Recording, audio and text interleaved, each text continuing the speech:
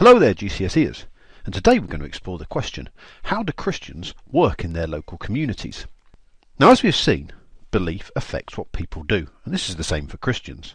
From walking hundreds of miles to go to Santiago to looking at how they celebrate the resurrection of Jesus. But now we're going to spend 3 or 4 lessons where we actually look at how they actually look to change the world, and especially in the local community, which we're going to look at today, and also in the worldwide community about how do Christians work within that. Now today we're going to look at how they do that in their local community. We're going to look at 2 things in particular: food banks, which were set up by Christians, and street pastors, or people who work on the streets on a Friday or a Saturday night to help people who maybe weren't in need at the beginning of the night but maybe in need by the end of it.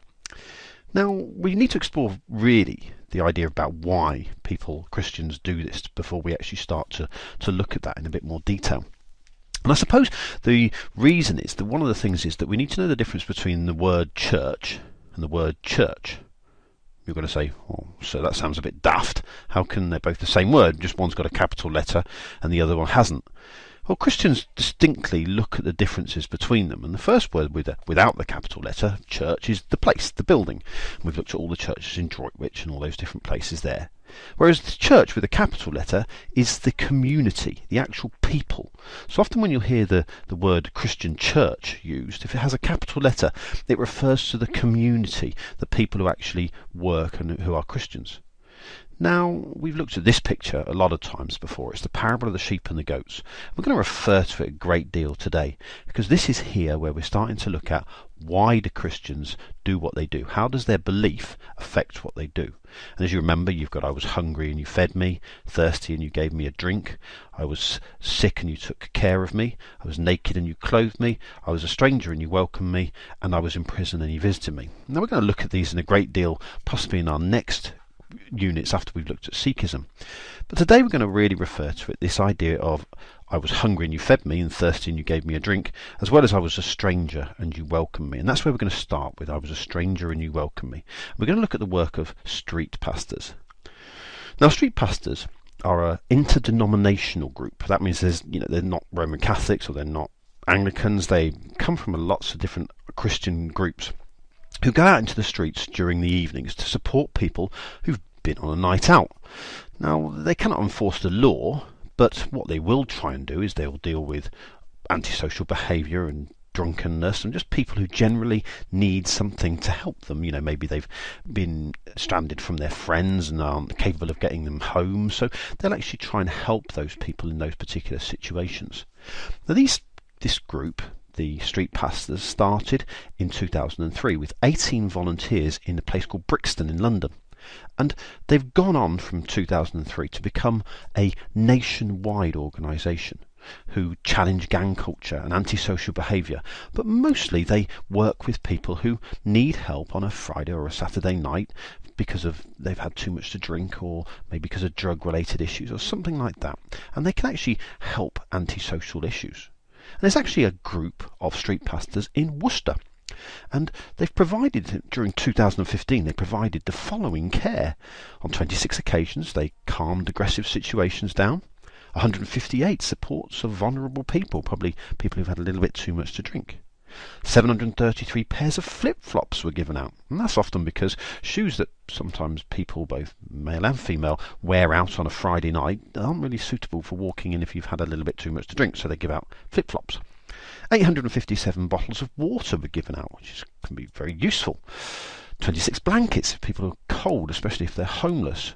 827 broken bottles were cleared up by these street pastors, and in 52 cases the street pastors supported the homeless people in Worcester that we all maybe have seen.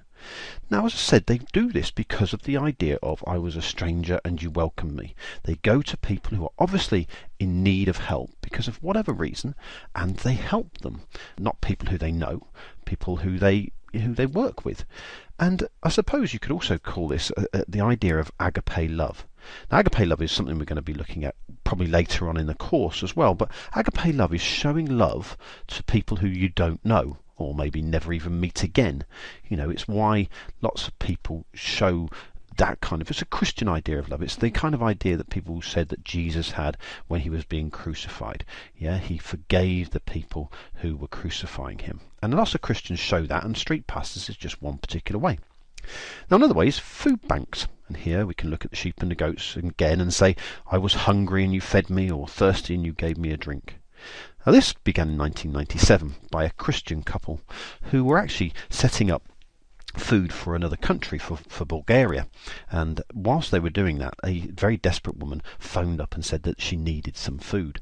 And when they did some research, they realised that actually a lot of people for whatever reason need to have food just desperately for a few days or things like that. And what food banks do is they provide food for a family for 3 days, and they will give them people enough food for them to eat for 3 days for nothing.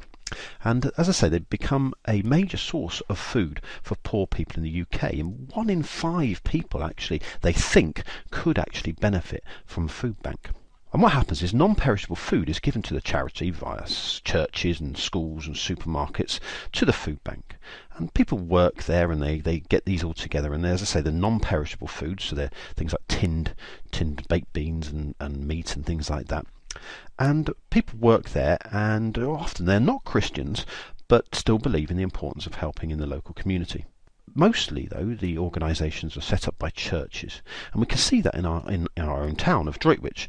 The food bank in Droitwich runs from the Baptist church here, and here you can see a picture of it, and you can actually go on their website and have a look, and they come up with what it is that they require at any particular time of the year. And as I said, there are 450 what are called Trussell Food Banks. That's the organisation that was formed, providing food for nearly 1 million people in the United Kingdom. Now, I thought what we might do, actually, after looking at this, you could actually bring in to school, and we'll have a box in our office, and bring in some of the food, and I'll get Mr. Summers or Miss Pretty to actually, and myself, to give out what the food bank needs, and maybe that could be something that we could do as a school, and give those things to the food bank here in Droitwich. Now, there are other Christian groups that also exist who help other people in the United Kingdom because of their poverty or because of their desperate need. For example, the Salvation Army do a great deal to help supporting the local community. And here you can see some things like, where they go out into, and a bit like street pastors, working in towns and cities for people who are homeless and things like that. Catholics have a society called the St. Vincent de Paul Society, where they will go and help people, maybe give furniture or other things that are in need. Now, helping in the local community, as I said, is really important, and it all comes down to this idea, again, of agape love, and most importantly, however, the parable of the sheep and the goats. I was hungry and you fed me, thirsty and you gave me a drink, naked and you clothed me, sick and you took care of me, a stranger and you welcomed me, in prison and you visited me.